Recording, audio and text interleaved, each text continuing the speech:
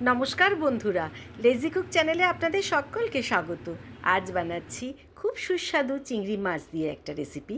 Please পুরো ভিডিওটা দেখবেন স্কিপ না করে। তো আজ বানাচ্ছি চিলি প্রন। এর জন্য প্রায় 250 গ্রাম চিংড়ি মাছকে একটু ভালো করে ধুয়ে পরিষ্কার করে নুন হলুদ মাখিয়ে রাখলাম। এরপর দিলাম প্রায় 1.5 চামচের মতো আদা রসুন আর কাঁচা লঙ্কার পেস্ট। এবার একটা ডিমকে ফেটিয়ে এর মধ্যে দিলাম, খুব ভালো করে মিশিয়ে নিলাম।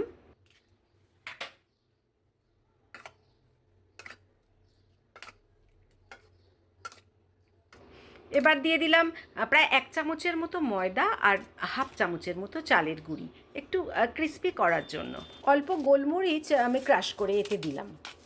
খুব ভালো করে এবারে মিশ্রণটাকে মাখিয়ে নেব চিংড়ি মাছের সঙ্গে। খুব ভালো করে মিশিয়ে নিয়ে প্রায় 10 থেকে 12 মিনিটের জন্য আমি একটু ঢাকা দিয়ে রাখবো। এবার বাকি উপকরণের মধ্যে প্রায় 4 থেকে 5টা কিছু লাল আর কিছু সবুজ কাঁচা লঙ্কা কেটে নিলাম।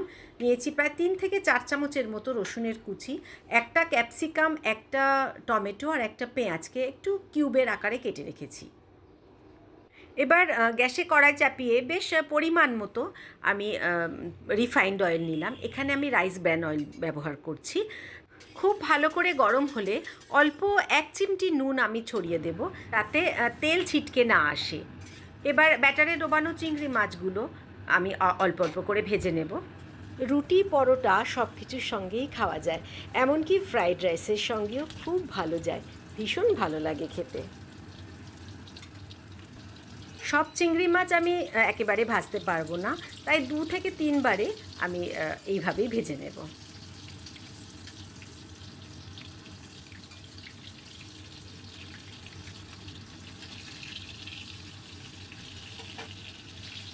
বেশ কিছুক্ষণ সময় ধরে এই চিংড়ি মাছগুলোকে ফ্রাই করব এবং ভীষণ ক্রিস্পি হয়। এটাকে শুধু সস দিয়েও খাওয়া যায়। বাড়িতে গেস্ট এলে স্টার্টার হিসেবেও এই ক্রিস্পি চিংড়ি মাছ বিভিন্ন রকম সস দিয়েও দেওয়া যেতে পারে, ভীষণ ভালো লাগে খেতে। কিন্তু আমি আজ একটু চিলি প্রন করছি। বাকি চিংড়ি মাছগুলোকে আমি এই একইভাবে ভেজে নিলাম।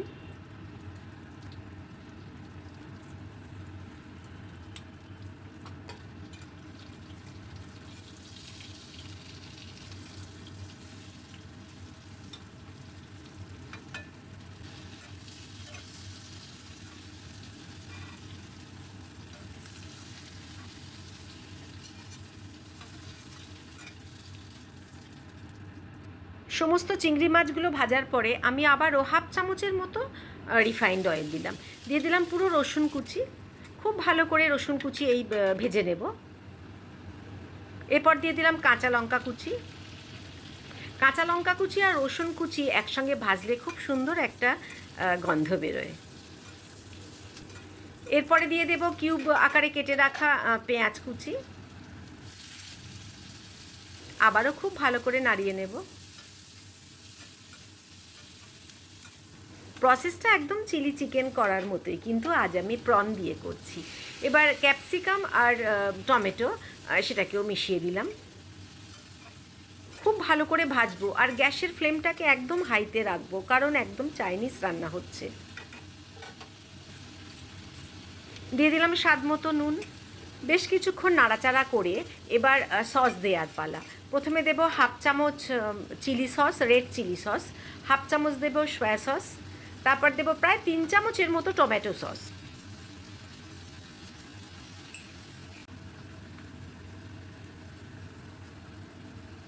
আর দিলাম প্রায় 1 চামচের মতো গোলমরিচ গুঁড়ো। খুব ভালো করে নাড়াবো। গ্যাসের ফ্লেমটা হাইতে রেখে এইভাবে নাড়াতে থাকবো। এরপর ভেজে রাখা চিংড়ি মাছ দিয়ে দিলাম। খুব ভালো করে আমি নাড়াতে থাকবো, যাতে পুরো সস চিংড়ি মাছের মধ্যে ঢুকে যেতে পারে। রান্নাটা তো প্রায় হয়েই এসছে। এই অবস্থায় দিয়ে দিলাম হাফ চামচের মতো ভিনিগার। আর চিংড়ি মাছ যখন আমি ভেজেছি তখন প্রায় সেদ্ধই হয়ে গেছে, তো অল্প নাড়াচাড়া করে এবার নামিয়ে নেওয়ার পালা। খেতে অপূর্ব লাগে বন্ধুরা, প্লিজ একটু ট্রাই করবেন।